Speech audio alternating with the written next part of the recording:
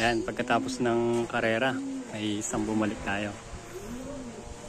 Last lap niya sa Tugigaraw. Yung pa lang siya umuwi, bali nasa 3 weeks. Nagpahinga siya sa malayo. Nagtambay siguro, baka na, nagbakasyon galore siya. Ayan. Tignan natin. Yan naman yung mga natin.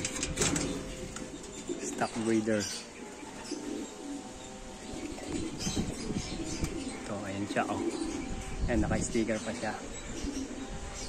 Hindi ko pa siya tinatanggalan ng sticker kasi kahapon pa lang siya umuwi.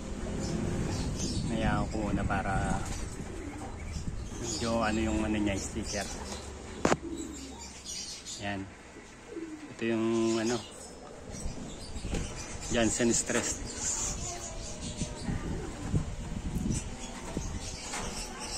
Yan yung mga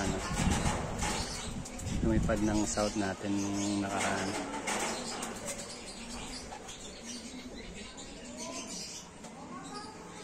Yan o. Matanda na yan, nasa 4 years old na yata. Sinubukan ko lang, hindi na kaya, matanda na. Ay, dyan na lang muna siya.